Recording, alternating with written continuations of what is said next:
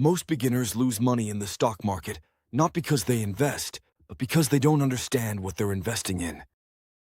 There are thousands of stocks, constant news headlines, and endless opinions.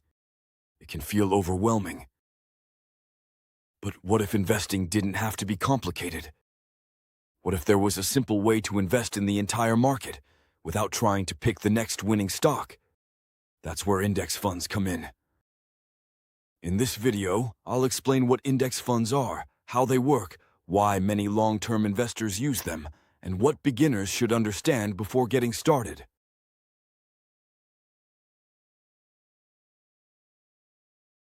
Let's begin with the basics. An index fund is a type of investment fund designed to track the performance of a specific market index. An index is simply a collection of companies grouped together to measure the performance of a section of the market. For example, some indexes track larger companies across the United States.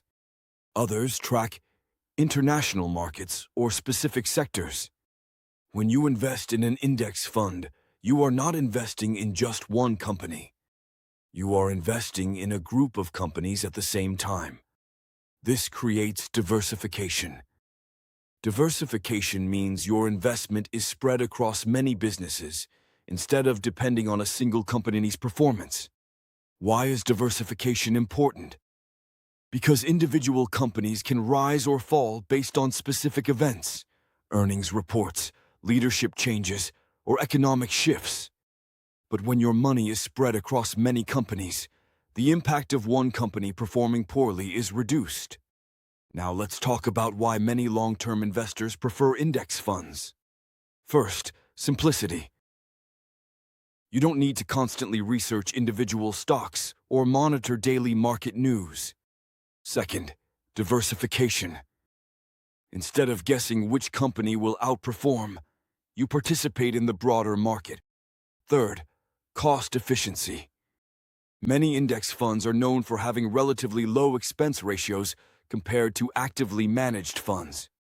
An expense ratio is the fee charged by the fund to manage your investment. Lower fees can make a difference over long periods of time. Now let's discuss growth.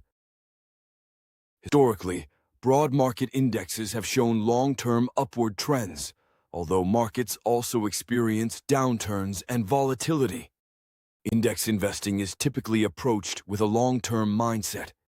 It is not designed for short-term trading or speculation.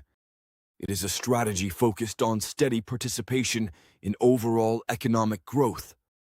Another important concept to understand is compounding. Compounding occurs when your investment earnings are reinvested and begin generating returns of their own. Over time, this snowball effect can significantly influence long-term results. However, compounding works best when investments are given time to grow. Patience plays a major role. Now let's talk about how beginners often start. Step 1 is choosing a brokerage platform that provides access to index funds. Step 2 is selecting an index fund aligned with your goals. Some funds track the total market. Others focus on large companies, small companies, or international markets. Step 3 is deciding how much to invest and how often. Many investors use a consistent investing approach, sometimes referred to as dollar-cost averaging. This means investing a fixed amount at regular intervals, regardless of market conditions. This strategy can reduce emotional decision-making and help maintain discipline. Now it's important to talk about risk. Index funds are not risk-free. Markets can decline. Economic conditions can change. Short-term volatility is normal. That is why time horizon matters. Index funds are generally better suited for long-term goals rather than short-term financial needs. The longer the time horizon, the more opportunity investments may have to recover from temporary downturns. Another concept beginners should understand is asset allocation. Asset allocation refers to how investments are distributed across different categories, such as stocks, bonds, or real estate exposure.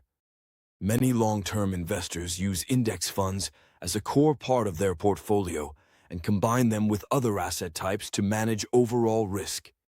The goal is not to predict which stock will outperform next month. The goal is to participate in long-term economic growth with structure and discipline. Now let's briefly discuss common mistakes. Trying to time the market. Panic selling during downturns. Investing money that may be needed in the short term. Index investing works best with consistency and emotional control. It is not about reacting to headlines. It is about maintaining a long-term plan. To summarize, an index fund tracks a group of companies within a market index. It provides diversification. It typically offers lower costs compared to many actively managed funds. It is commonly used as a long-term investing strategy, and it requires patience and discipline. Index funds are not a shortcut to wealth. They are a structured way to participate in long-term market growth. This content is provided for educational purposes only and does not constitute financial advice.